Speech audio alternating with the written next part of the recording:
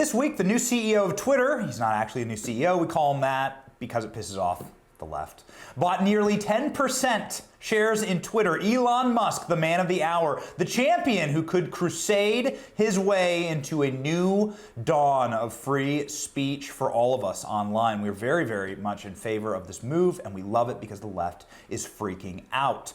Big tech corporate censorship has destroyed this nation and destroyed our ability to speak freely in this land.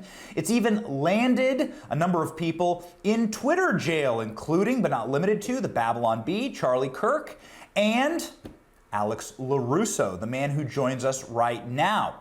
Alex LaRusso is a man who predicted that Elon Musk would be doing this and buying Twitter, and we're proud to have him on the show. Alex, how are you doing? Great. How are you doing, Benny? Good. Nostradamus here. Alex tweeted or posted in 2020, right? That Elon Musk was the first Twitter and then buying Twitter and deleting it.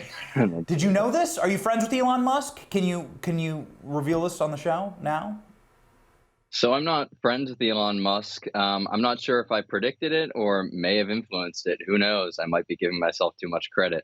However, I did post that on a variety of platforms, first on Parler in 2020, then on Getter, and then on Truth Social. So while I'm suspended from Twitter, someone actually took a screenshot of it and it went viral on Twitter, and it got over 10,000 retweets. So I believe that it got a lot of traction, and who knows, it might have influenced Elon's decision. Influence the influencers. What do you think about this move? I think it's genius. So barring any legislation, I think this was the only solution to solve big tech censorship, was to overthrow Twitter's leadership. So Paul Singer kind of tried to do this originally, but he didn't go all in, and he, as promised, part of the deal, he would not influence any policy decisions while on the board.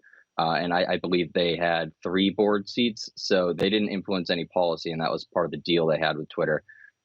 So I read Elon Musk's deal that he has, and the only limitations, I believe, on the board, it says that he can't purchase over 14% of the stake in Twitter while he's on the board and 90 days after. So there's no limitations on any policy decisions, it looks like. And it looks like he's already getting traction on the edit button.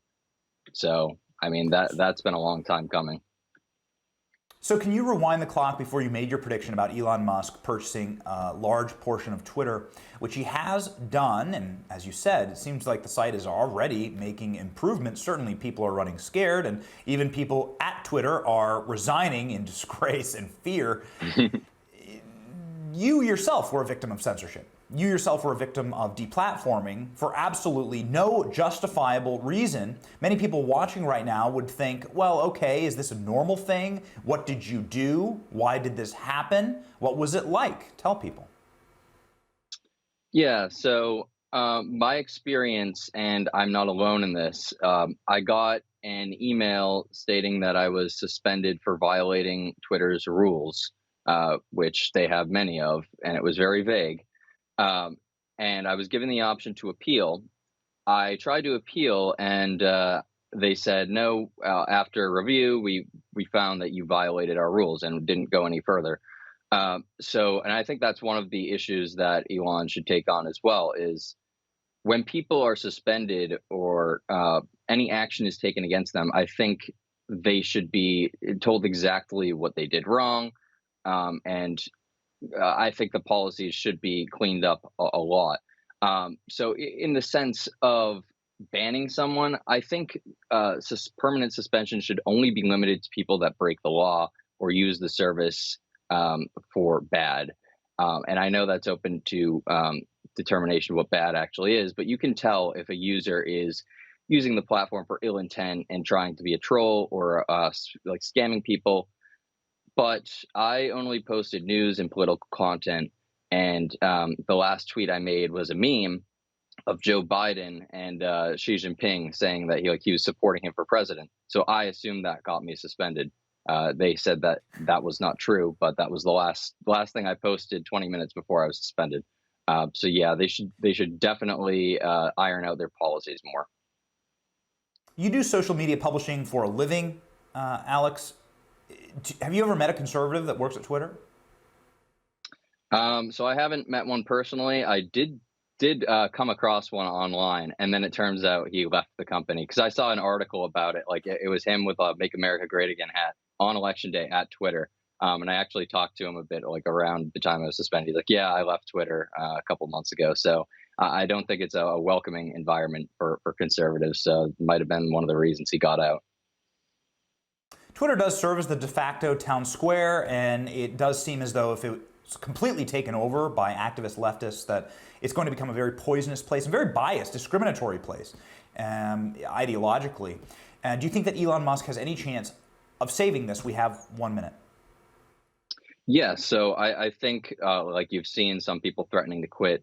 That's one way, and then the other way is through policy. If he changes the policy so that the employees can't use it and weaponize it and enforce it in such a way, I believe that there might be a chance that things could change, and there definitely needs to be some oversight on enforcement of those policies. Will you get your account back? Who knows? They said Trump isn't going to get his back, but I can't make any promises about mine. Bring back ALX, hashtag it, trend it. We support it on this show. Come on, Elon. Listen to the man. He already is, actually. ALX, he's definitely listening to you. Thank you for being on the program. Thank you for having me on, Benny.